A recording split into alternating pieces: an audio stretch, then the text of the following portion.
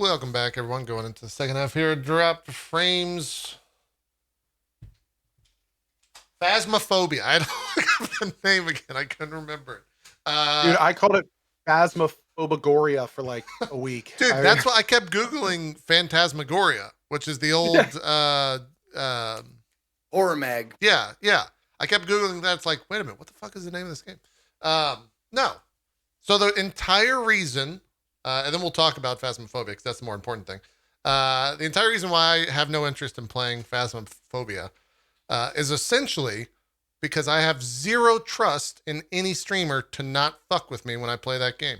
It would be like the same thing where if I played that, I would no, I trust Aaron to not fuck with me. That's like one of the unwritten rules in the house. If someone's playing VR, you don't mess with them. That's the exact reason why I wouldn't do that. We don't have to play in VR. You know that, right? I know you don't have to, but that's like saying if you get ice cream without sprinkles, right? Like you want the fucking sprinkles, man. You got to play the best. It's the difference between eating ice cream or not. Yeah, but maybe it's bad for my diet. You know, maybe I shouldn't be. We're kind of taking this a little bit. Like, okay. Okay, JP, I will say this about the game. Sure. I'll pull up some footage of it. It's creepy, but it's not. There's very few times where it's actually like jump scary. It's more like an investigation game. No, I'm just saying. It's interesting you say that because every clip I've seen is of people freaking the fuck out. I play, but maybe I'm desensitized. I play a lot of horror games, and this one, especially in co-op. In solo, I can see a little bit more, but in co-op, it gives more of a team investigation vibe to me than an actual like creepy horror vibe. Sure. I would say the jump scares for me are like if you are playing four-person co-op PvE on a game and like an enemy jumps out from like behind a corner, you're like, oh shit, there it is. You know, it's more like that rather than like it doesn't give me like a scared feeling. It gives me it startles me, but that's about it. I will say that I don't know. I will say that people experience horror differently. And you're someone who is very desensitized to horror as you played a lot. I think Ko is for a lot of purposes. I can't speak for Ko, but I'm the type of person that will actually like, if I sit down to go to sleep and Aaron's watching some like, I don't know, fucking murder mystery bullshit, I'll ask Aaron to change the channel because I don't want to go to sleep with that shit in my brain. That's where I'm at with it. And with that said, like this game I'd nope the fuck out. Yeah, I watched American Murder last night, and I was like, "Oh, that was a documentary." Yeah. Good night. Yeah, for me, it's like, what was she watching last night? Oh, she was watching a show called Lord, which is like this Amazon, I think Amazon, where it's like true life type deal. And it was about this queen somewhere in England that killed over 600 young girls because she feasted on their blood, thinking that was going to make her young forever. Or lore, sorry, not Lord. And this is like a real thing that actually happened. What is that on Amazon, you said? I think it's on Amazon, yeah. Lore. Or basically a vampire? Yeah, it's something like that. Like the video was fucked up. She was like in a bathtub with these girls hanging from these ropes that she had like cut their throats and the blood was like pouring down on them. This is all like real shit. And I'm looking at Aaron like, hey, it's time to sleep. Can we change the show, please? Like, this is going to be tough for me to just roll over and go to sleep with. And then literally 5 minutes later, she's like, going to sleep. I'll see you tomorrow. Just has no problem. So, yeah. Anyways, that's a real person. I don't know who that was, but she got in trouble because I think she killed like some noble woman, and the actual people in power got pissed off and killed her by like putting her in a wall in a castle somewhere or something like that. Anyways. Fucked up. Well, I a couple things. First, I picture two things in my head with JP. One of them is as a question. Are you the person that goes like in the bedroom, like light switch, you're like click? Oh no. And like jump into bed. No, that doesn't bother me. Also, Zeke, you should know enough about me that's all on my phone. Automated, I don't fucking use these switches these light things. I use a phone. Well, Okay. and that's the other thing. I can see you pulling up your phone, like, where is it? Where is it? Where is it? And all you see in the comic strip is Infinity Gauntlet Nightlight on. No, we don't have a Like all the nightlight. crystals light up. We do not have a nightlight whatsoever. Someone in chat's actually saying, "How is Lovecraft Country for you?" Have you guys watched that show, by the way? Yep, I'm all caught up on that. You are caught up. The only episode, Mhm. Zeke, that I guess freaked me out was this week's. Because Yeah, like, they added a creepy, like a suspense yeah, rather than like a sense of dread. This one has a sense of like suspense, like yeah, gonna get you kind of vibe. Yeah. yeah. Most of my like, and this goes back to Phasmophobia somewhat, and we'll talk about the game a little bit more. Most of the reason why I don't play or don't experience horror stuff is I have a very active imagination. So, for example, in PT, if you guys ever played that a long time ago, I played through the PT demo. And if you remember, there's that point in the demo where you walk into the room that has the chandelier and the PT monster. I don't know if they ever had a name for her. It's kind of like sitting up there staring at you. Yep. So now, whenever I'm in a house that has an open air room like that, I will not look up if it's nighttime and the lights are out, because I immediately, my mind, without thinking about it, goes straight to that scene. And it's just like, that could happen. Like maybe I'm going to go back to this other room now. Not be here. And JP, I'm with you on that. I'm totally with you on that. Every time I walk by a closet that's partway open, I look for eyeballs in there and shit like that. Yeah. But the reason why I do that, the way I tackle Do you force that kind yourself of through fear it to not see it? is like, yeah, the best way I can say like is I dare it to happen. I'm like, I dare you to look at me from the closet. Like, go ahead. That's Go two ahead, different. monster. That's two different types of people. You dare it, and I'm just like, you know what? If it's gonna do it, I'm not gonna be here when it happens. But I'm telling you, I'm still scared of shit. Okay. Like you embrace that it'll it. happen. Gotcha. But I'm just like, I feel like I'll be less scared if I'm just like, fucking kill me, go do it. This kind of harkens back to what Ko was saying earlier, where he was on the it's not a skateboard, but the skateboard equivalent of whatever you were on. One wheel. Yeah, the one wheel. Ko is not afraid of getting on that, even though he knows that he might fall, and now he knows that he has fallen and gotten hurt. I will never get on that because of the idea that I could fall and get hurt. It's the same thing with horror stuff. I will never play stuff that I know is going to scare me because I don't want to get scared. If that makes sense. Okay. I still think you should play this game. Well, Okay, yeah, of course you do. Hey, listen, we Going played back to this, several though, rounds with Shannon as the person in the van, and she was on the monitors and she was looking at the whiteboard and she like never got attacked. She was telling us where everything was. I honestly think that'd be a perfect role for you. By the way, I you'd think excel at it. that thing about the ghost attacking the person in the truck, Bike Man jokingly Oh, is replied that to just Shannon a once. joke? I think it's a joke. I don't think it's a real thing. So if you stay in the van, you don't have to ever worry about being attacked. In fact, as far as I know, the ghost doesn't go out of the house, because when the ghost attacks you, it locks the front door. So like if you're outside, you're basically safe, because the ghost can't even go through doors, JP. If the ghost starts coming after you, you can literally run into a room, just and shut unless the it's door. one specific type of ghost, you can slam the door in its face and you just wait out the thing. But I will say that like the jump scares, you know, not to lie to you about it. The first time you encounter the ghosts, when you don't know the game mechanics, when you don't know what to expect, Right. it can be a little scary. Like it can kind of freak you out, you know, because the ghost will just like pop up in front of you and it's zombie looking and it'll like kind of shamble towards you and make crazy ghost sounds. And sometimes it'll breathe in your ears and stuff, you know, and that stuff gets it'll get you a little bit. But the second, third, fourth time you've heard it, it becomes exactly like Zeke said. It starts becoming much more about the investigation.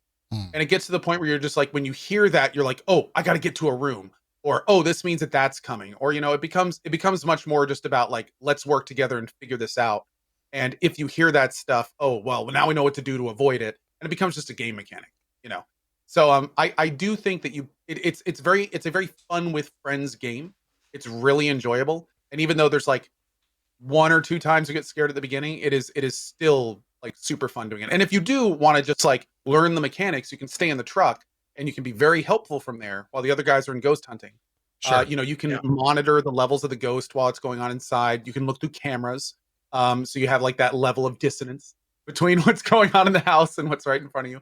And you know, you the can help van is manage well equipment and lit. stuff like that. Well lit at all Well, times. Super well lit. so again, I knew most of this to be true. However, both of you have not combated the idea that I don't trust you to not fuck with me. That's the main reason. Again, There's nothing the thing is though, is when you're in the van, there's nothing anyone can do to mess with you. Like you can't do anything. Like there's, you know, we're inside the house doing stuff. You can watch us, you can talk to us over the radio and things like that, but there's nothing, because you know the ghost can't come out to you, and there's nothing we can do to really influence that at all. There's nothing anyone can really do. You can mess with people in the house. Like we were playing with Sacriel, and he did this really great thing where like the ghost attacked, and then Sacriel like ran off into a room and just stopped talking.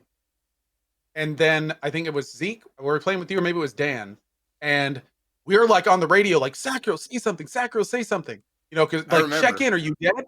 And he just didn't respond. So we were like, oh shit, like maybe Sacriel's dead, maybe Sacriel's dead. And then Zeke runs back in, and all of a sudden Sacriel, for like 3 rooms away in a room, starts holding down his mic and making ghost sounds. And me and Zeke are both like, what is that over there? I thought the ghost was in here. And then he just starts laughing. The EMF was spiking in this room. The ghost can't be all the way over there. Like, what is going on here? So you know, I mean, that's like as minor as it gets. Like, or, excuse me, that's as maximum as it gets, as in terms of like messing with other people. But I mean, it should have been obvious to, like, these days, if he were to do that, me and Zeke would immediately know it was messing around, because we would know that that's not a sound that ghosts make. Like the thing about and going back to the game a little bit, the thing about Phasmophobia is this was made by like one dude. It's as indie as it gets. I didn't like know that. Every ghost is one thing, and this one thing, there's like 8 or 9 different attributes, and every ghost is essentially the exact same thing that has a collection 3 of these 9 or 10 attributes. They all function exactly the same. All of their behavior is basically identical. You basically do the exact same thing for every ghost. Like, one thing that this game has really shown me is that the guy that made this has struck gold with what type of game this is. And this is an okay game. But there is going to be an amazing game made by much more resources down the road in this vein that is not this game. There's going to be a game that comes out where instead of there just being one ghost with 8 or 9 attributes, there's going to be like 10 ghosts. And each one's going to function completely differently. There's going to be like a girl from the Ring ghost. And there's going to be like actual demons. They're all going to have completely different behavioral patterns and different ways to deal with them and stuff. Like, this is a very indie, basic interpretation of this kind of game, which is just even more credence into it not really being that scary, especially once you kind of like understand like the very limited scope of the game. So it's cool. It's a lot of fun. I definitely think you should try it. I don't think there's quite enough meat to really scare you. There's a few little things that'll get you like once or twice, but it's just not, there's not enough there to really kind of like get constant fear. It is really fun though. And like I said, the guy that made this, like this is something special. Like, he's basically come up with a new genre. And he did and considering his resources, he did a phenomenal job. There's no question. But yeah, I mean, once like a real studio kind of takes a crack at this type of game, I feel it could be something really, really good. I will also say, we do have some times that get a little bit awkward. Like the time we got a Michael Jackson ghost, and he was definitely inhabiting the boys' bedroom. We definitely took that joke a little far, not gonna lie, in trying to summon him. So you guys were the monsters, is what you're saying. We basically became the monsters in some ways. Absolutely. Okay. Yeah. But that being said, the game kind of breeds hilarity, not for that kind of stuff, but just the interactions you have, the way that people deal with it. Like, it's one of those games that's it's just a lot of fun to play with. Yeah. I will say there's a couple of detractions, and before you go in, I know it's only one developer, blah blah blah. I got it. Okay. Some of the time, the areas that you are meant to explore and find ghosts in, you explore them for a very long time, like a half an hour before anything happens. Even a single blip, a single temperature change, a single signifier that you're close to a ghost. Like there's a map called The School, and I've heard it gets better or it gets more intense in later when you get higher level because you level up in the game. Huh. As you play, you get experience points and stuff. I heard it gets better or more intense as you level up, but when you unlock, I'm just going to use the school as an example, the high school or whatever. The first time I went in there, I was like, I was used to being in like a house with like 2 floors, maybe, 6 bedrooms or 6 rooms or whatever to explore. Right. This thing has like 50 fucking rooms, and you're just sitting there going like, nothing here, nothing here, nothing here. Like 4 people it took like to find out where the ghost room was. And that, I don't know, man. I don't, am I too spoiled or something? No, not at all. But like, I gotta say this though. While you were saying how it can take a long time to find the ghosts, the reason I just bust out laughing there is I look in chat and Midwest Ghost Hunter says, that's how ghost hunting works. He's not wrong. Look, we right. Aaron's kid watches so here's another thing I live with. Aaron's kid loves those shows. So I know all about those shows. I know how those shows go 1-to-1. Go ahead, Zeke. You know why I like video game golfing and don't do real golfing? Because real golfing is fucking boring. No, but you know what? Just to tie into here, this goes to exactly what I was talking about. Like the basicness of the game. Basically, you have a high school, and the high school is comprised of what, Zeke? 50 rooms, 50 plus rooms. And once you've played the game 10-ish hours, or hell, a lot less than that, a few hours, you know that the way the game works is one of those rooms is going to have stuff in it that you need to do. One of them is probably going to have a low temperature. One of them may have an EMF read or something. And then the entire game just becomes, just like Zeke said, and sometimes you'll go 20, 30 minutes and all you're doing is wandering from room to room.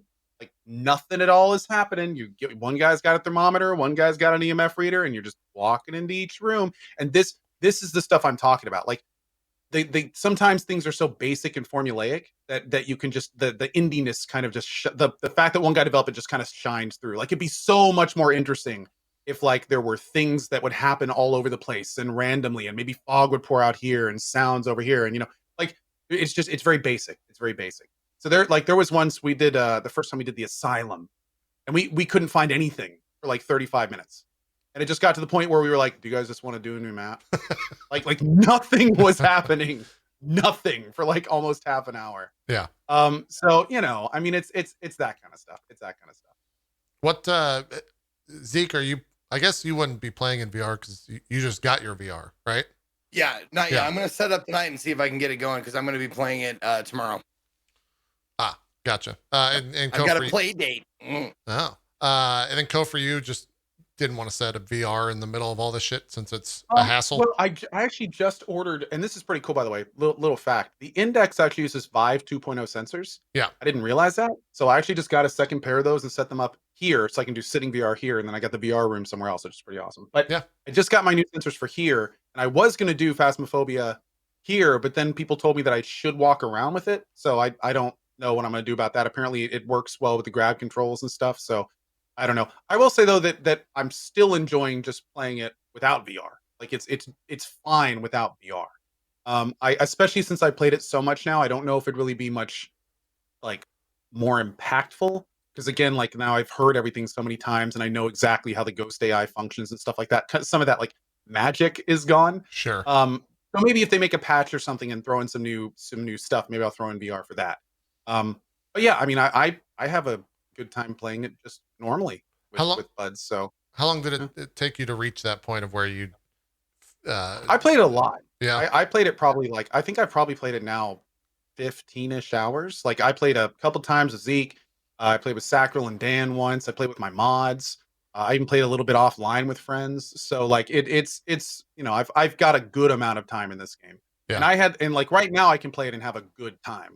The first I'd say 3 to 5 hours were like, this is really cool. Like it's really, really kind of enjoy. It's so interesting in terms of its uniqueness. Like there's just not many games like it at all. Yeah. So it's just for that alone is one of the reasons I think you'd have fun playing it, just because it's really just not something that is normal. Like there's not a lot. You can't really be like, oh, there's Phasmophobia, and oh, it's just like. Not yet, at least. Yeah. Yeah, there's no game where it's like, oh, it's just like this game or just like that game. Like it's pretty unique. Yeah. Zeke, have you hit that point yet, you think? Sorry, something was going off on my PC and I couldn't hear what Go was saying. What was the question? In terms of like being. Are you jaded yet with this game? Yeah, that's a great way to put it. Are you jaded yet? That's a great way to say it. Are you still having fun excited playing to see what- Phasmophobia? I want to see how the game gets more intense or improves or more difficult when you level up more. So I'm excited to see, like, because I'm at like level, I'm gonna say 8 or 9 or something like that. I'm excited to see when we get up to the high teens, 20s in level, to see like the maps that I can pick and how aggressive the ghosts are or whatever. Like, definitely, and open up new maps. I don't know how many maps total there are, but I'd like to see more of them for sure. Yeah. Oh man, there's right now there's amateur, intermediate, and professional. And one of my mods, Nuriel, she is a professional ghost hunter. She is like level 70 something. She Jeez. plays this game a ton. And we were doing some professional rounds, and we had this one round where literally every minute and a half, every 2 minutes, this ghost would start hunting. And that was definitely like, I kind of wish more rounds were like that, because it made it hugely more interesting. Because you're like that right when you get in, you know, like any second this ghost is going to start hunting. So like the entire game was just kind of played on a swivel, having to like get to a close room and seal yourself in so you wouldn't get killed. It was that was definitely one of the more entertaining rounds for sure. Nice. I didn't realize that one person made this game. That's good for them. It seems to be selling quite well because of how much it blew up on Twitch. Do what? YouTubers picked it up. Yeah, the YouTubers, and I think I want to say I saw like Soda and Poke were the original people, at least that I saw on Twitch. I don't know if they were the first, but yeah. I've definitely watched a decent amount of this game and seen all the clips going around of all the different creators. So yeah, I'm glad you guys are enjoying it. I don't know if you'll ever get me inside. Maybe, we'll see. Have they said that they plan on adding anything to the game? Like, are they going to update it more from a dev perspective? That too, like a roadmap or something. I haven't seen anything. One guy, so you never know. Yeah.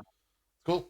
And I mean, he's so busy trying to clean the $100 bills out of his gutter that, you know, it may be a little bit until. Yeah. What's been let me Steam spy the game to see how well it's oh, here we go. Someone just linked to Trello. Let's take a look here. What is that? It's like a workflow system. Oh. November 1st, upgrade to Unity Pro. Making a prison level, making an apartment building, making a mansion level, adding night vision goggles, adding SLS camera, spotlight item to tripods. Yeah, it looks like he's got a lot of things on the way. Dang, that's cool. Mm-hmm. Cool. Wow, so it's sitting at number 10 trending right now. At where does it say this? It doesn't have peak numbers. It says owners 1 million to 2 million. What does he charge for this game? $14. Guy's doing pretty all right. he's doing pretty okay. Holy shit. Good for him. That's crazy. You could hire a small team at this point. Yeah. Peak concurrent players yesterday, 61,676. Isn't that the exact number that Baldur's Gate had? I wonder if the Steam spy is not to be. That seems oddly close. Yeah. Anyways, I know it's doing well. So not to be trusted. It might not be. Might not be able to trust this. It might be real. That's Phasmophobia. That's the fear of ghost, right? That's what that is. And the name? I believe so. I would think Sounds it would like be Phantasmophobia, though. Well, that's the fear of specters I don't know. or something, right? What is Let's Google. The fear of phasms. Have you been right. bothered by ghosts, specters, phantasms? Call now. We are ready to believe you. So, Phantasmophobia is a fear of ghost. What? Why didn't he call it that then? Maybe taken. Do we have any ghost hunters in the chat that can let us know what's going on? Oh, you might be right, Zeke. It might have been Phantasmophobia as in a word. Oh, that would be why I read that on urbandictionary.com and not dictionary.com. Maybe There we Well, go. it's just using a suffix, a prefix, and a suffix. Yeah. Like Oh well. make up all kinds of words. Oh Like, well. yeah. You could. Let's talk Hades. Hades we're is a good. really good game. I don't know if you guys knew Yeah. that, but it's a fucking real good game. Like it, we'll be talking about this game at the end of the year. 100%. It's fucking good. I put a lot of offline hours into it. I've probably done like 20 or 30 runs offline. Yeah, I'll pull up some footage here. Co, I know you're further than me in the sense that you started your hell run, I guess. Is that accurate? What are your? It came out. We talked about it a little bit about 2 weeks ago. We didn't do a show last week, and I think we both put a lot more time into it. I know I have as well. Put a lot more time into it. So, yeah. What are your thoughts on Hades? Best roguelite available. I'd agree with that. I don't think that's far off base. No, it has great level design. It has excellent power progression, amazing voice acting. Some of the most voice acting, the voice acting in this game rivals RPGs. Yeah. Like the amount of organic lines that the characters have and the amount of different things that they can react to is just incredible. It feels like I played this game like 30 plus hours, and almost every single time I die and go back, people would have new things to say to me that I'd never heard before. I've gotten the epilogue, which means, and I think I got a streak of like 21 wins in a row. Yeah. And I was still getting new stuff when I would go back. I've started my hell run. My first run, I'm not even done with. There's entire quest lines that I haven't even finished yet. Really? Yeah, and on top of that, I barely even touched the higher level hell modes, which are a completely different thing. There's builds that I've wanted to try that I just never got the stuff to work correctly with or didn't get the right boons for. In my normal run, there were entire duo boons I never even got, never even saw. It's absolutely incredible the amount of meat in the game, the amount of quality content that they put in this game, the amount of variance, the balance is really well done. There are some builds that are just like wildly overpowered, but that's impossible not to do in a game like this. It's just an absolute testament to like well-made, high-quality games. For me, Great price too. Yeah. I did not know much about like the development of this game until I watched the No Clip documentary on it. In the sense of like they had in game, they had a countdown to the days when the next patch was going to hit. Like they were that up to date with everything in game. I feel like they kind of set, for my interest, like a new standard to how early access should be approached. Because they were just on point with it every single time. And I've heard that echoed from people that didn't play it till 1.0 and people that played it since it launched in 2018 or whatever on the Epic Store. I played it when it came out Yeah. into the ground, and then I played it again at 1.0, and it was like playing two completely different games. As my chat's pointing out, apparently I have 69 hours in Hades. Nice. Nice. Well done. That's a lot more than I have. I don't know. I only where have I'm at. 5, dude, and I'm already in total agreement with everything like that everyone said about it. Like It's fantastic, man. it plays well, it's amazing, it looks, sounds, and feels wonderful. Everything about it is A to A plus. And one thing that I find with roguelikes or roguelites that I don't care for is the pacing of them. The pacing of this is fantastic. And the way they keep it fresh and cool is when you die and start over, there's new shit. Always new shit. Yeah. That's like the biggest draw for me. Is that like, oh, okay, I only made it like 5 rooms. They're not gonna have anything for me. Nope. You get out, there's like, hey, I got some new dialogue for you. I got new shit to tell you about. There's new stuff over here too. Like every time. And it's fucking great. Yeah. I still stand by the fact that for whatever reason, this artist has become like my favorite. Specifically, I think the lead artist is responsible for all the character designs. And she like just, I want an art book. I want pieces of this art up around my house. Like the character design is just fantastic on so many levels. Yeah. I think her name's Gen Z. I think it's on Twitter or something like that. But they just nailed like Dude, everything. if I had a picture of like a Last Supper thing, except it were all the gods, Dude, hell yeah. I would frame that and put it in my house. Yes, I would 100% do that. What is it called? Is it a lithograph? Is that the moving? I think that's a I lithograph. don't know. They should do something like that where it's a moving image that we could get framed. I think it's a lithograph. But it's just amazing. The art design and just the entire direction of this game. It's even crazier to me when you consider the fact that all of the voices are just developers. They're just people that worked on the game. Like there's no like the Matt Mercers of the world are not anywhere near this game. It's just some devs that just came in and like voiced all this stuff. And then the audio engineer went and tweaked it all, and it sounds incredible. With I think like 14,000 voice lines is the big buzzword. Like Ko was saying, it's incredible. The whole game, I can't say enough good things about this game. If you have not played it, definitely check it out. Even if you're like not interested in roguelikes, I think it's a great entryway into it for sure. And if you've played any of their older games, Bastion and Transistor, I feel like this is the culmination of all of those. Like you can take different things from this game and see that they pulled it from what they learned on Bastion and Transistor, both story and gameplay. And it's just they hit the nail on the head. It's fantastic. Like it's kind of funny because I've always thought Supergiant Games was a good developer. Bastion, Transistor didn't really grab me when I first tried them. Really? They just didn't really grab me. Nope, they didn't really grab me. And it's the kind of thing where I couldn't agree more with what you just said. Like in terms of like I played this for like when I first played it and I was like, man, this is cool. Can't wait to see it done. And then within an hour of playing it when it was released, I was just like, holy shit! Like this is something. This is something special. Like this is clearly a fine-tuned machine. Like this is a sculpted piece of art. This isn't like just like some little game. Like there's a lot of passion and care in this. Yeah, you can tell pretty quickly. For sure.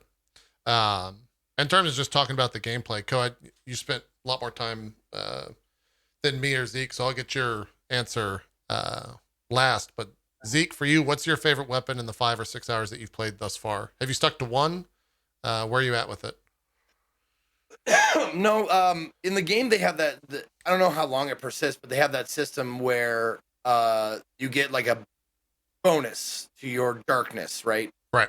Depending on what weapon you pick, it's like, hey, pick this weapon this time, you get a plus 20% to your darkness. So I just did that every time to get used to all the weapons and stuff. I will say certain weapons seem like great right off the bat, and then in practice they didn't. Like the spear, I was like, oh, the spear's great, I love it. And then like I started using it, I was like, man, it doesn't pack the punch of the sword now, does it? But honestly, like I think I had maybe the best runs with the sword, just the regular sword. Really? Yeah. Makes but sense. yeah, I was gonna ask you guys, did you find yourself, because I found myself like I tried to use the whatever the red crystal thing, the movie you throw the red crystal and it comes back to you. Yeah, the cast. Yeah. I tried using cast, like I tried to do like a cast run, and it just seemed so like I just couldn't get a grasp on the mechanic where you have to go fucking get it. Like you throw something and then you have to go collect it again. It just I didn't get a grasp on that. I think that'll open up later as you play more, is maybe what Okay. my answer to that is. One thing to tell you, Zeke, with that purple stuff, you later get to unlock lots of different things. And some of those things, for instance, you can fine tune your character to be a caster. There's actually an ability you can get that makes it so those things automatically recharge over X seconds instead of you having to go get them. Yeah. See that's what I figured. Yeah. There's also boons that give you there's skills that give you more casts. You can have up to 3 normally, and then you can get boons on top of that give you even more. And then there's things that will make it so you deal damage when you remove them. There's ones that will like there's so you can basically play a caster in this game if you want to. Yeah. And in some cases it's insanely strong. Yeah. There's also weapons later. Little bit spoiler. Do you care if I tell you about some weapon stuff down the road? Care? Okay. Don't bother my ass. As you can see, I'm motorcycling around on my hog. I'm ready to go. Spoiler police are out, Zeke. That's right. That's right. There are actually weapon forms later where you can load the gems into your bow or into your shield, and when you fire your weapon, it fires your cast. Yeah. And in some cases, you can load like all of your gems into it at once, and then like shoot all of your casts at once.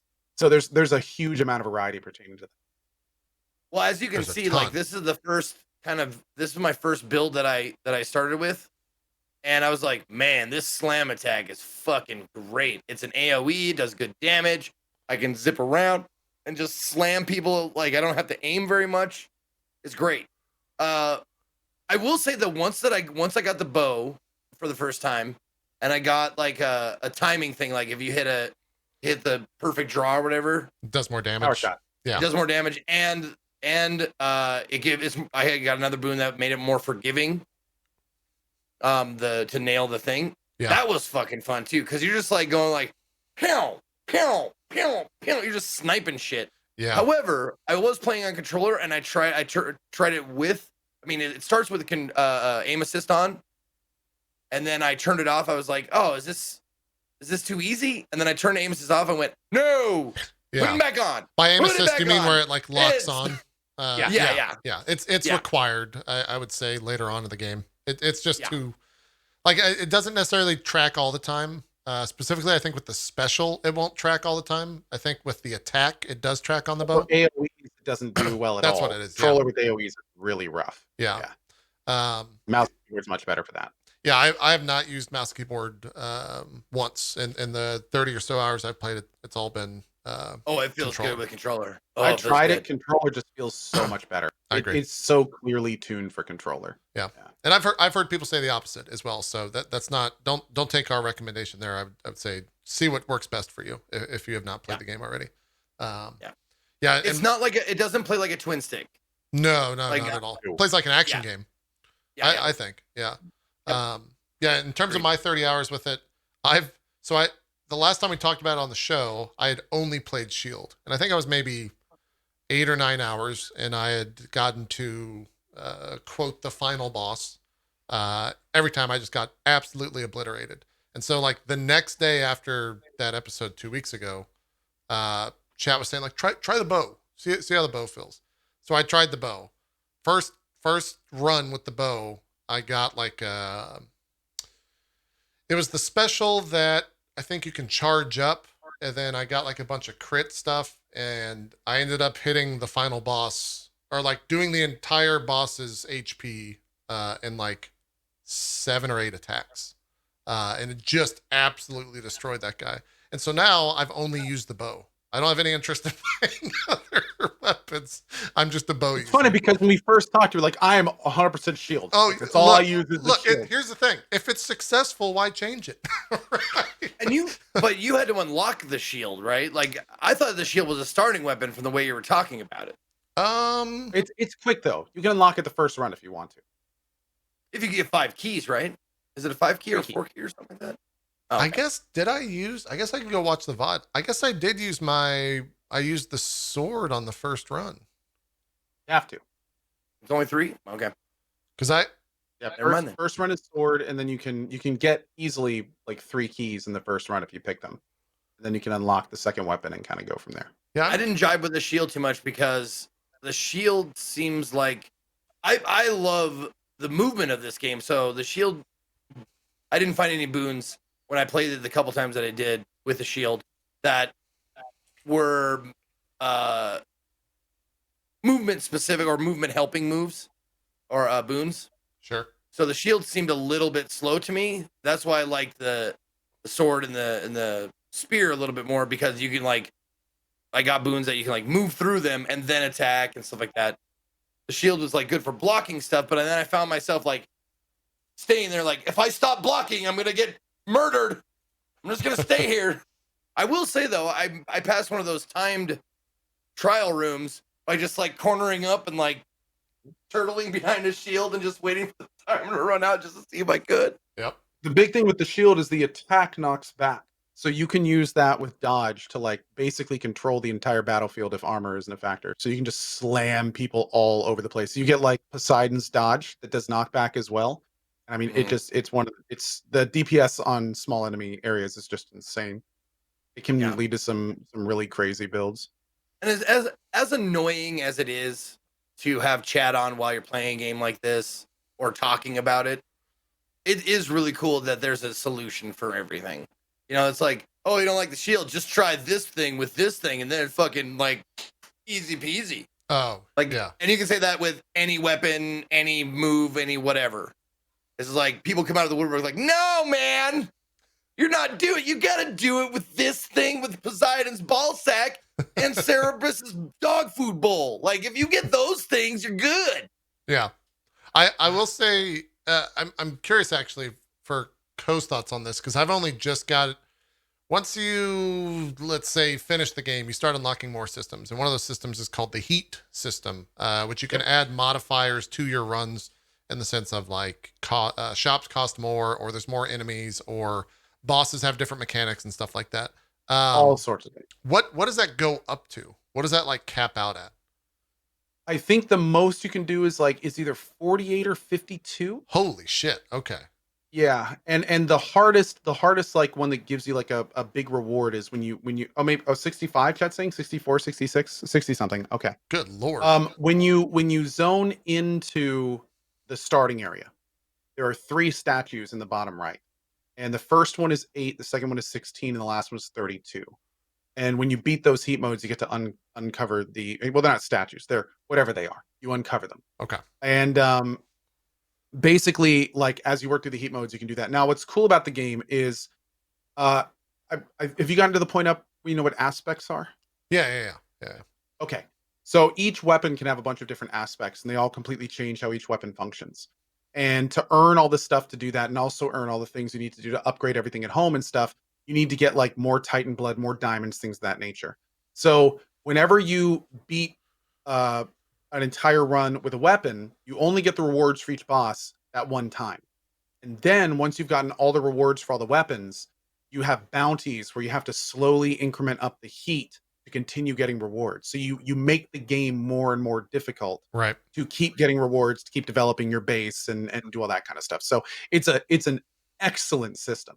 I really enjoyed it. On my base game, I think I have all of my weapons are like 10 plus heat at this point, which means I've done 10 plus runs with all the different weapons and stuff like that. So yeah, it's a very, very cool weapon. And then for those that really want to challenge themselves, they can go for the statues and do even like higher and higher and higher heat runs as they keep moving. The last time I played, which I actually stopped playing out of frustration because of how fucking hard I had made it. I was on like 11 heat with a bow, and I got to, let's say, the final boss with that modifier tweaked all the way up. I was like, this EM4? Yeah, I was like, this is fucking ridiculous. There's no fucking way that I'm gonna like slam my head against this shit. Because I guess that's somewhat spoiler. He starts spawning other bosses in the fight. So you're fighting like the last boss.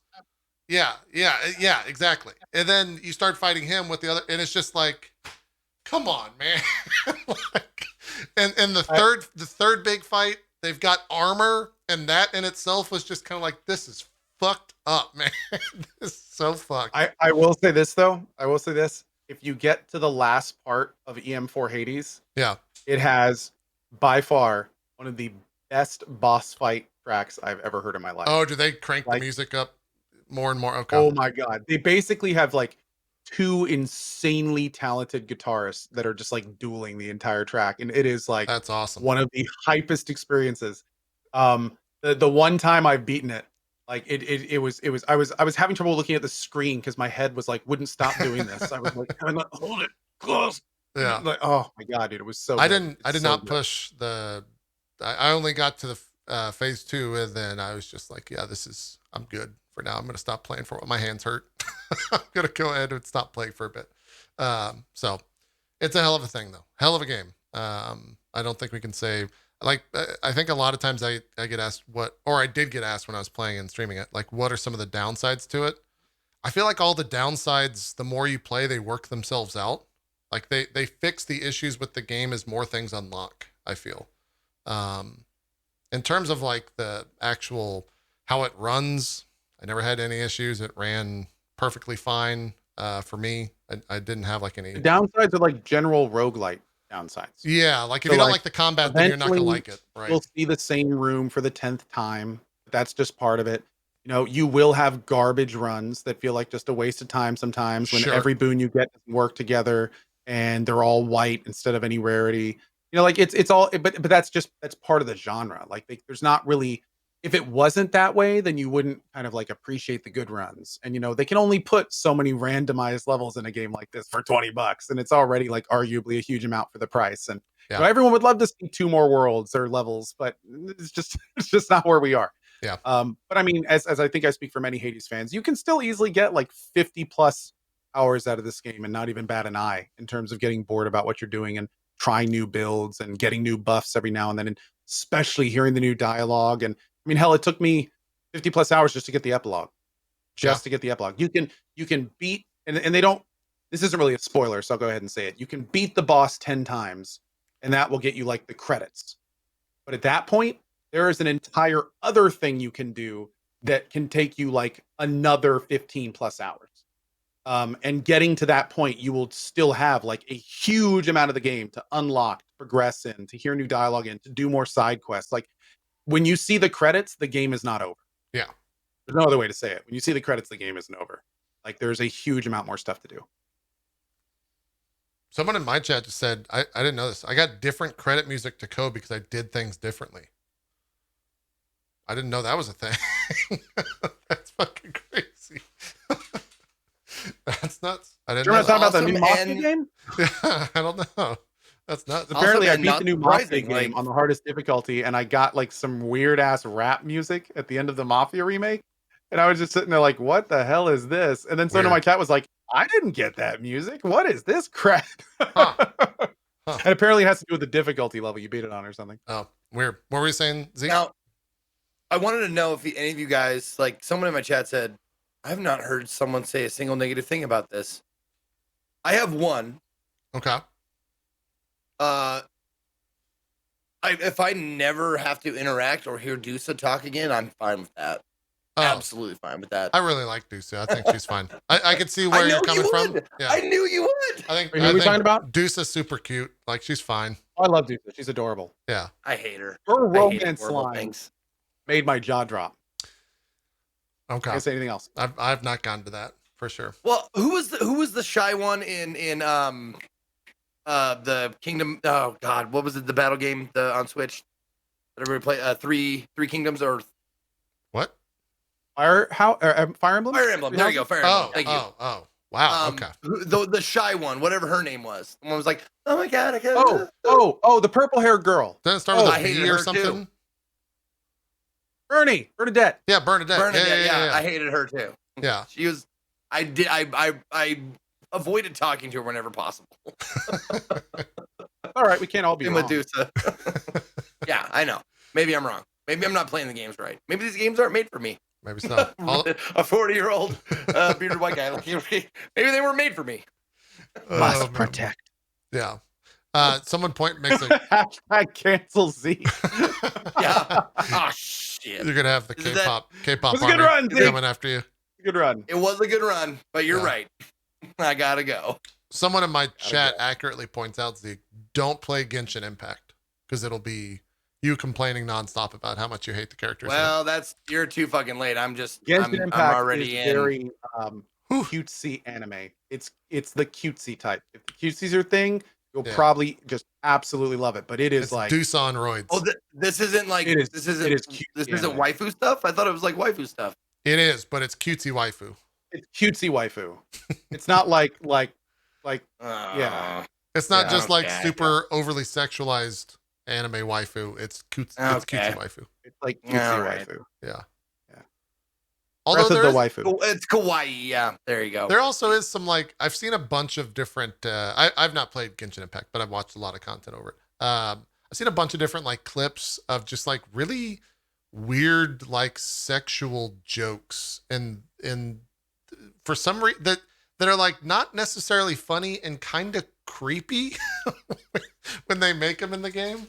I've seen a handful of those. Chat's pointing out that it's Lisa, and yes, I've seen the character Lisa make a bunch of really weird commentary in the game. Oh, Lisa in the game? Yeah. Oh, okay. I thought you were talking about the game Lisa, and I was like, that doesn't seem like No, that way at all. That seems like okay. Yeah. Okay. Yeah, it's a weird one for sure. But yeah, final commentary on Hades. That will probably, like I said, it'll come back up later in the year. I am sure, at least on my list. Hell of a game. You should definitely, if you're looking for something to play and you like roguelikes, and for some reason you haven't picked it up yet, yeah, play it. Also, my last platform wise, I will say almost on all platforms it seems fine. I have had people play it on the Switch and they love it. Most people play it on PC. The Switch version does run a little bit laggy every once in a while, but it's handheld and portable, so you kind of think that it would. But yeah, what were we gonna say, Co? I was gonna say my last comments on it. The question I got asked like nonstop, especially at the beginning, was like, "Hey, how's this compare to Isaac? How's this compare to like End of the Gungeon? How's it?" Same thing I told them every time. This is the best roguelite I've played. I like it better than Isaac. I like it better than Gungeon. Like Hades is the best roguelite I've played. It's the new reigning champ. Yeah. I will say it has been very, very good for my personal household because I get to pick what to watch on TV because she doesn't care because she's in bed with the Switch. Yeah. It's like doing this, like you watch whatever you want. Okay. Yeah. All right. That works out. Zeke, should we talk a little bit about some Oddworld? And Yeah. should we mention the elephant in the room? Because I'm sure Go right everyone. ahead, man. I'm not ashamed. I'm not ashamed. What I've seen the clip. I think most people have seen the clip. But I think leading most up of to us it, have. Yeah. yeah. What was it that was so frustrating that you reached the boiling point? Most often when I get super frustrated with a game and I get to the point where I'm raging and acting like a baby and all that kind of stuff, it's because it's something that seems totally doable and I'm just not doing it. Like I don't get angry when I am underleveled or I'm not skilled enough yet or I haven't, I'm not familiar with the mechanics. Like what really, really gets to me is something that I can see how to do it, and I just can't get it done. And after trying over and over and over again, the worst feeling in the world for me is when I feel stupid. Sure. Oh yeah. That's I'm right when there. this happens. When I feel stupid, I get very angry. And what happened was I had just like an Xbox controller. I was using just an Xbox controller. Yeah. And something happened and I took the corner of this and I slammed it on my desk like 3 times, not remembering that the desk I bought was like supposed to be just a placeholder Amazon $120 desk until I got a real desk and I never wound up replacing it. So I slammed it 3 times, and the third time it just goes straight through the glass. It looked worse than it actually was. Like the force of it was not that much. Right. I just hit it like with a corner of something on a piece of glass, and Sure. it just broke. That's why I was not like super embarrassed. Like I didn't like flip over the table and like bust my expensive monitors and stuff like that. Like it was a $120 Amazon stand-in desk, so it wasn't like I'm breaking thousands of dollars of equipment. Right.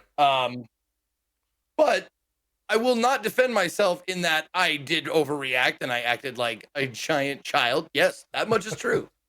But the aftermath was funny to take a picture of because so little like effort went into making all of that mess. But yeah, it was fun because I got a new desk that fits me so much better. It's a nice like. I went to IKEA for the first time. Yeah. There's a whole adventure story you can read on my Twitter if you want about my first. That was the trip. Yeah, first shopping trip to IKEA because I never lived close enough to one to go to one. Right. But I got to like the thing about IKEA that I was not aware of is that you can piece shit together. Like I took a tabletop from like just a like a piece of wood that was like shaped in a corner, has a nice cutout so I can like scoot into it. It's deep so I can push all my monitors back and all that kind of stuff. I got legs from a different set that are adjustable, go up and down if I want them to. Stuff like that. So like IKEA, like putting it together like that was fucking cool. I did a desk construction stream if you want to check that out too. It's pretty funny. But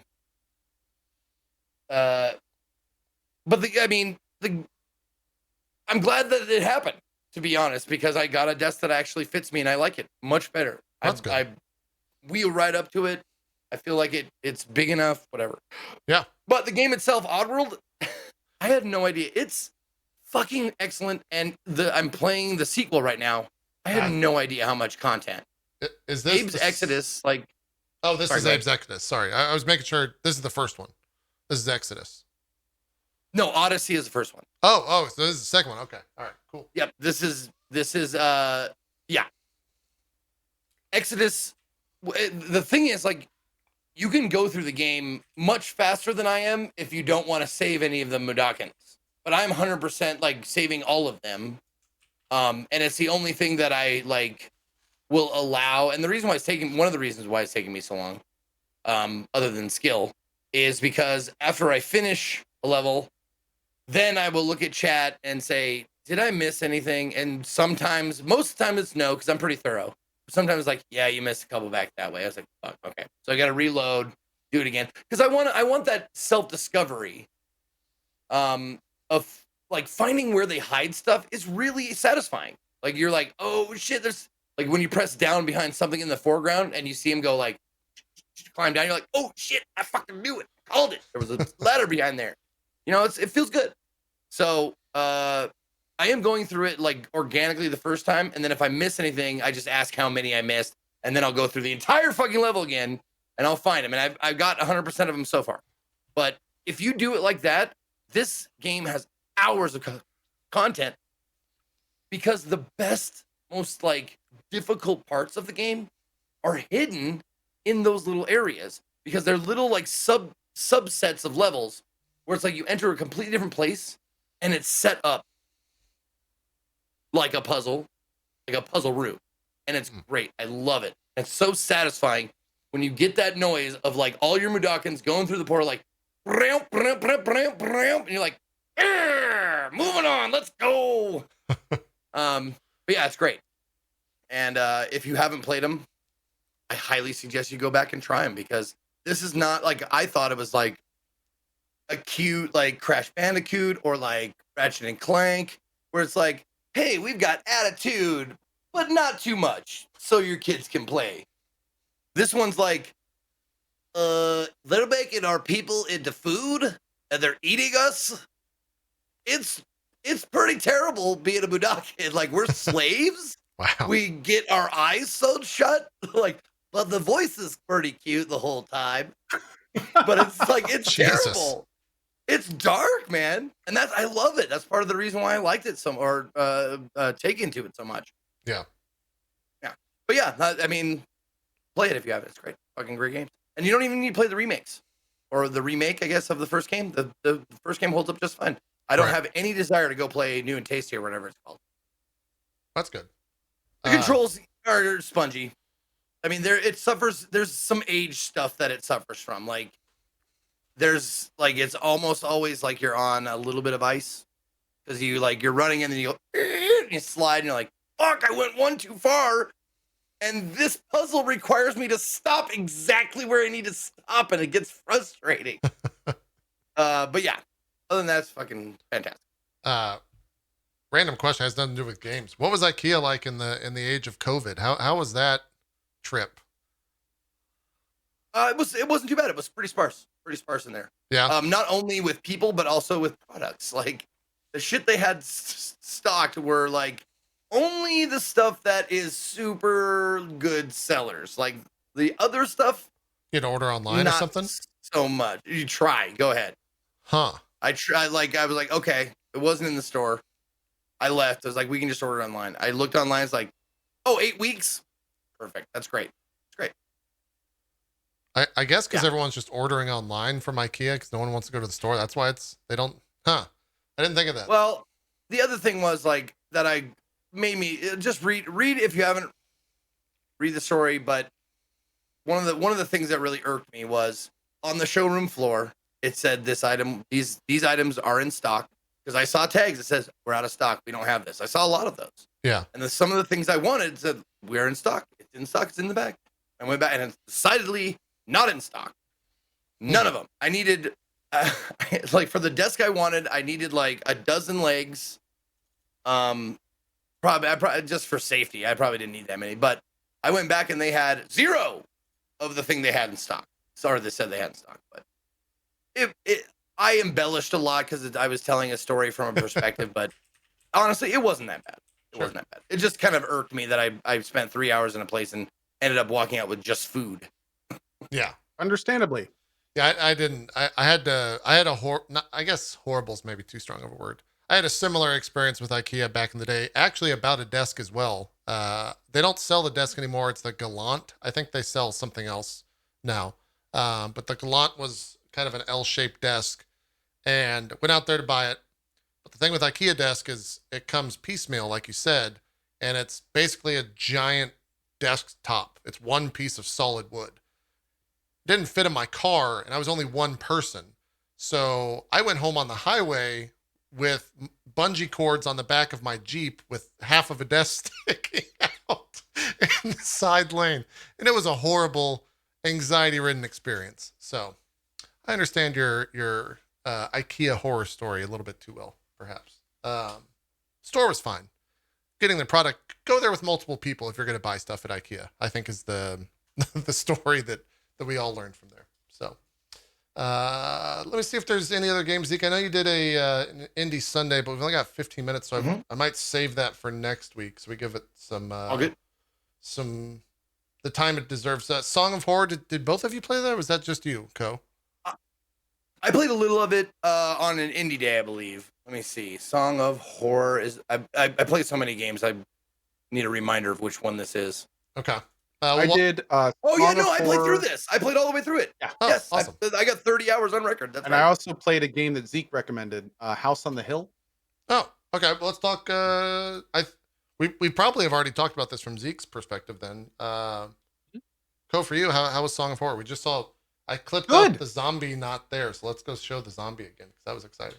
Yeah, Song of House on Horror. the Hill. It was a fun little adventure game.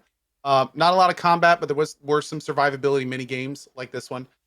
It was kind of cool because it has an Until Dawn mechanic where characters can perma-die and there's no save points. So if a character dies, like that's it. If you lose all your characters, you have to restart the episode, which I did have to do once. I definitely had a good time with it. I mean, I really enjoyed some of the puzzles. There were definitely a few aha moments. It was fun to explain the environments. They really kind of nailed the ambience in a lot of ways. Like there was also what's really cool about Song of Horror is there's all sorts of random things that can happen. So like if you watch somebody play Song of Horror, you'll realize that like a lot of stuff you see, you didn't see in your playthrough. Like having, for instance, like one example in this area, I lost a character. And then later, which he died. He was out of my game. And then later with another character, I entered this small area and I hear this, and I was like, that's weird. That sounds like a gun. And I wandered around the corner and the character I lost was pointing a gun at my character, shoots him dead, then shoots himself. Yep. And I was just like, what the, like, Do you have a clip of that? Like, and then I lost both characters. I need a clip. And of course, Someone give me a clip and then in chat. I ended up for that one. I ended up like losing my characters. Like I lost that episode completely, and I had to replay it. And I never saw it happen again. And then in the second time, I'm randomly wandering by a dumpster, and just out of nowhere, this mannequin torso drops into it, and I was just like, "What is this?" Like, it's really cool how they do that because it makes it so like all these little like tiny scares just kind of randomly happen. You know, you'll be wandering through a courtyard and all of a sudden there's like this weird guy playing a violin that's just walking by in the background. And you know, just like crazy stuff. So that was fun. And then tie that into the adventure elements, the fact that the camera angles were Resident Evil, but they were actually pretty good. Like I felt like the camera angles actually added to the game instead of kind of took away from it, which is how I feel a lot of times they do with static camera angles. And it was overall enjoyable. I had a good time. Definitely as I got towards the end, there were a few mechanics that were a little questionable. Like there were some things that were kind of like a little weird. There was like one specific puzzle towards this last area. You have to like use these cameras to see things that you can't see normally, and then you have to like maneuver these characters around, and that was a little weird. I later learned that chat was definitely not super happy with that one either. But yeah, I enjoyed it. It was released in episodes. It's 5 episodes. I definitely think adventure, especially horror adventure game fans, will have a good time with it. And I did enjoy it. I definitely did enjoy it. It's a great Halloween game for sure. Now, one thing I want to reiterate, I might have said something about it when I talked about it, but I guess I'll ask you, like, how do you personally, how do you feel about like, I don't know what they're called, but I've always called them noob traps, meaning it's your first time playing and this thing will happen. Like, I don't mind them. They're like, I'm like, oh fuck, there's no way you can like prepare for that shit. It's just like you're dead and you're like, all right, game, fuck you. All right, I'll start again. The thing about this game, especially in the first level, there's like a few parts that are super trappy.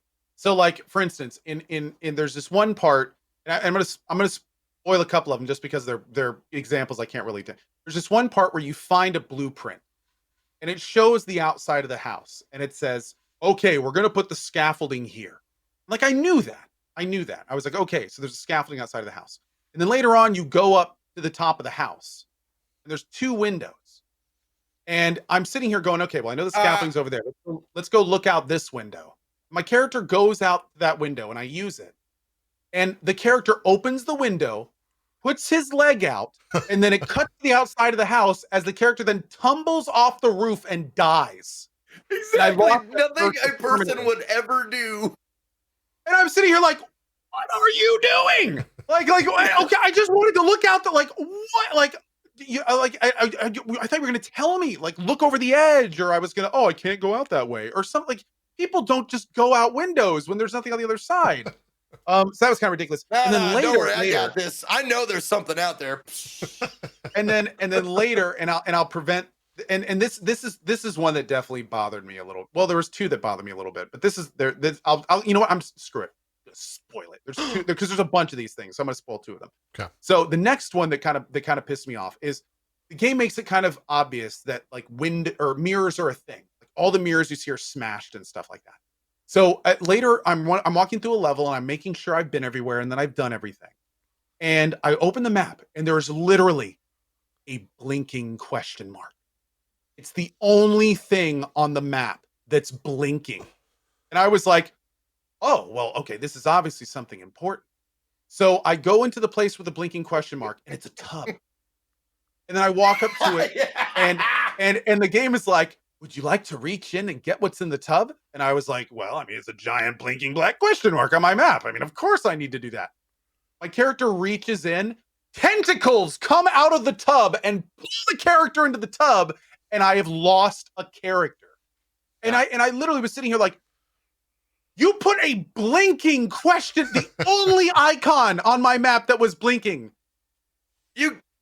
What? You gotta give it up though, because I mean, the thing with that is, it's like a moth to you could light. have known, and it could have been fucking Mickey Mouse jumped out of there, pissed in your face, and slapped your head clean off. It would have been the same thing. Like, you can't account for something like that. Well, here's and the thing. They know it. Looking back, one could infer that you wouldn't want to see your reflection in the water. And I was like, okay, maybe the broken mirrors were supposed to be a hint. Okay, but then we get to my next one. I'm in this area with one of my favorite characters who has survived like 2 different missions. And I walk and I find this body. And I pick an item up off the body. And I'm like, great. And then I see this other item. And I'm like, oh, this doesn't look good. Let me see what it says. And I click the thing. And he goes, and I kid you not, he goes, I see a grenade. I'll have to be careful if I want to remove it. And I was like, okay, he's going to be careful. Great. You haven't learned your the game lesson told me, yet, like, he's going to be careful, right?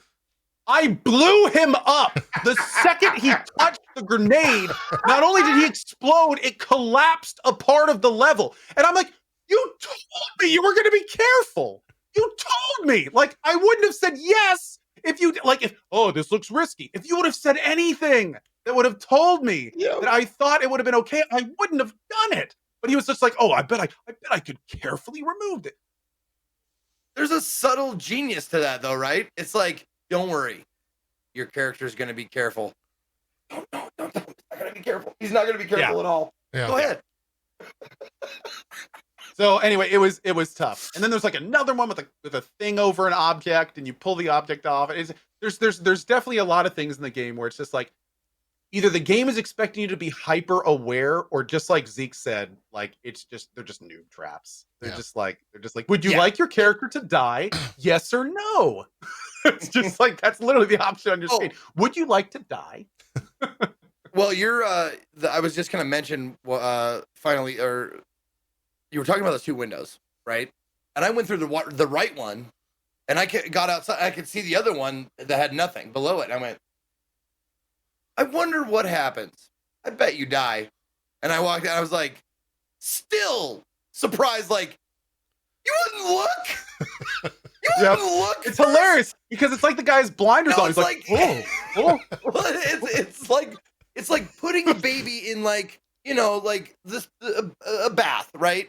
It's like you test the temperature before you put the baby in there, right? You don't want to burn the baby. It's like, nah, it's fine. Let me see if the water's boiling if the baby screams. It's great, though. I mean, it gave me a chuckle. Now, I really want to hear about House on the Hill, see what you thought. Yeah, let's talk about that. House on the Hill. Call it show. Okay. I'll find the bottom. House on the Hill was wild.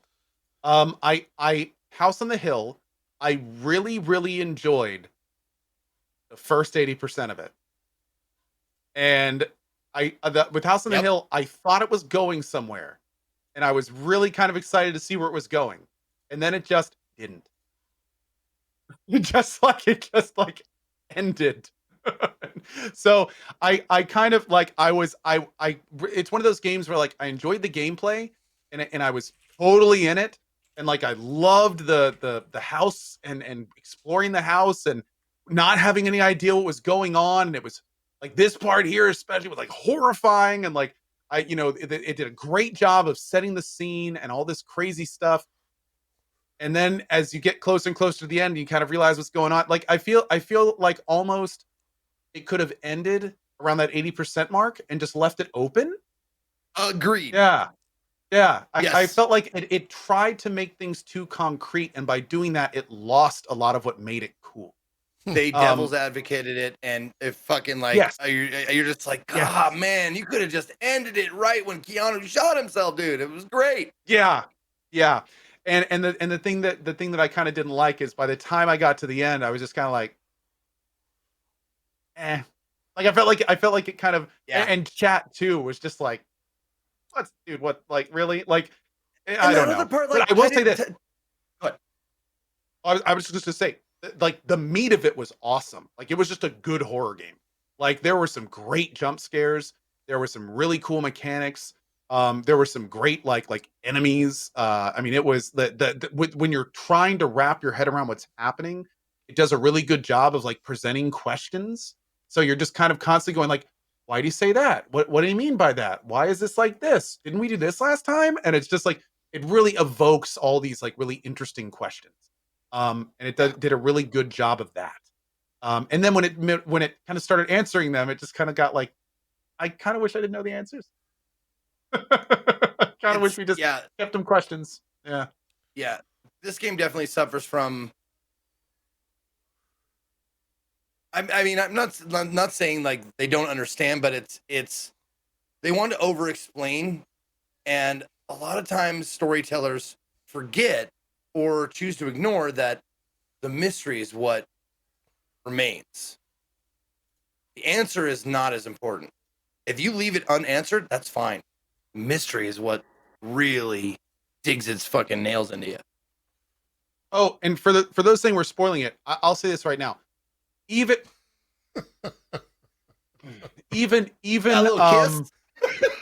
oh dude, there were a few scares that definitely gave me like a heart flutter, like just like holy like Oh, I think this is one of the ones I had to just stop and breathe. The for enemy a few minutes. designs, man. Weren't the enemy designs great? Like there was a Oh couple of them yeah. I was like, Oh, I loved them. holy Dude. I shit. loved them. I loved them. Like, I Even if you won't know say, the like, ending, what it this is, is but one of like those games. the crawly thing.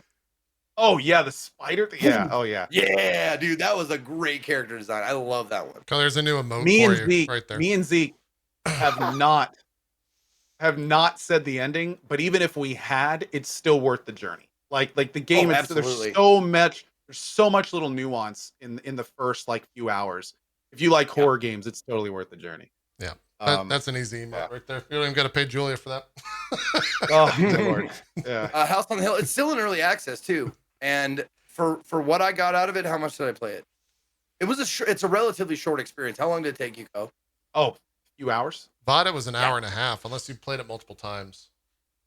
I don't think it was an hour. Let me check real quick because I opened and closed it. I have 2.5 hours on record, and I. Oh wow, 88 minutes. Yeah. Yeah. Hour and a half, yeah. 88, well, I thought it was a few hours. It felt like longer. I'll say that. It took that For many me, it years was worth. off my It was life. worth the $7. It's only $7, but it was worth it. Yeah. Oh, for sure. It's not bad. Sure. Yeah. Well, cool. We've got some more stuff then that we can talk about next week. Because I know, Ko, you played some other horror games. Zeke, you did some Indie Sunday stuff. There's probably games that we forgot to talk about because it's been 2 weeks, 2 kind of busy weeks since we've had a show. And we also didn't talk about some news like Shadowlands being delayed, although we wouldn't really have much to say there. But good, I think, is probably what most of us would say. It's always a good thing when that happens. And then we'll figure it out. And just the only thing that I'm worried about, and then we'll do the shout outs. If they delayed that for it to release in November, fuck. If that game comes out in November, I can't take it. There's too many games. It's too busy. There's too many things going on. There's too many things. Please don't come out. I think I picked the right time to take a vacation. Oh, you're taking a vacation in November? Too much hype shit. Yeah, I'm going to visit my family in Montana for Thanksgiving. Nice. Yeah. It'll be hype shit.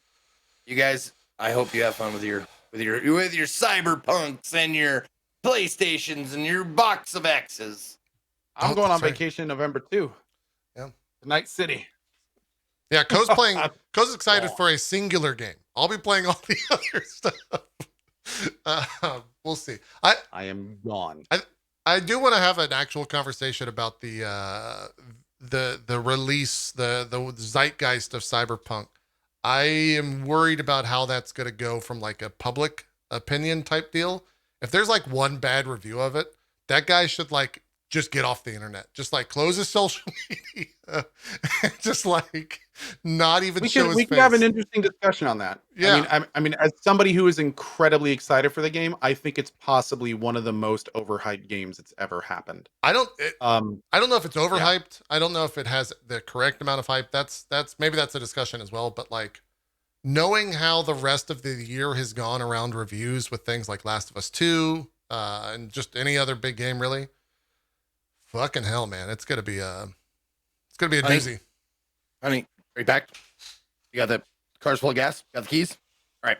Cyberpunk wasn't as good as I thought it was gonna be. All right, let's go. That's how it's gonna be, man. Well, I think honestly, I think there's gonna be a lot of that.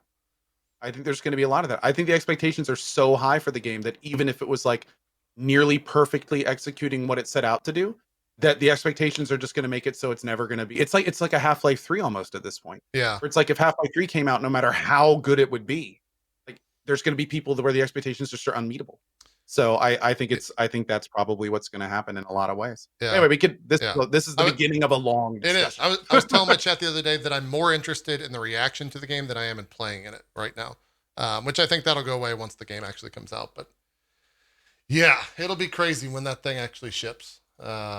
Like 7 or 8 years after the announcement or however long it's been with this much hype and in 2020. Gone gold. We're here.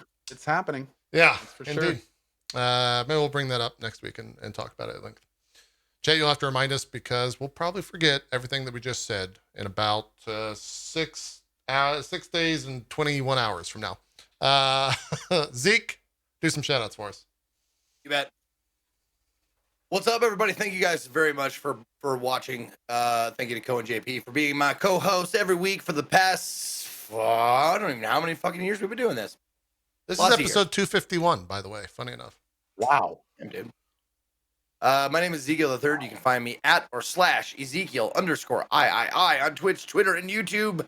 I will be broadcasting not after this, but I will be broadcasting tomorrow, starting at 10 a.m. Pacific. I'm going to be doing a Phasmophobia stream. I've got my friend JM from Devolver and my girlfriend and one other person that she has not told me she's inviting yet. She's deciding. But yeah, we're going to be playing some Phasmophobia to start tomorrow. And then after everybody leaves, I will be trying to finish up Abe's Exodus. So that's what's coming up. I just downloaded and fired up the Gotcha Madness, so maybe I'll do a joke stream of that at some point in the future, just to see, just to see what it's like. No, just a taste. I just want just a tiny taste. You gotta be careful. You gotta be real careful. Co, do some shout outs for us. Absolutely. My name is Co. Hi. As always, a big thanks to Zeke and JP. I'm going to be playing Baldur's Gate 3. We're finishing up a game in the cozy streams called Someday You'll Return. We'll be doing that tonight around 6:30. It's kind of like a surreal adventure game. It's been a lot of fun. Maybe checking out some more Alan Wake soon. Maybe some more Phasmophobia. We got the new Remothered coming out. Amnesia later in the year. We got a bunch of stuff coming up. So hope to see you in the channel. Going to be streaming pretty much every day at 8 a.m. Taking a half day tomorrow, but should be on for that in the cozy streams moving forward. And as always, thank you guys for watching. If I don't see you before then, see you next week. Awesome stuff. Maybe we'll get stripping on next week. Actually, yeah, that'd be cool. If Zeke plans on playing some Genshin, we'll have Zeke and stripping maybe go back and forth. One of us should. Yeah. And I think it should be me, the one who has a possible gambling problem. Sure. Yeah. Sure. That makes sense. That seems like the safe choice. Yeah, that seems smart and safe for sure. We'll see how that goes. Thanks everyone for watching Drop Frames. We'll see you next week for another episode. Every Wednesday, 1 p.m. Eastern. We're out. Have a good one. Bye-bye.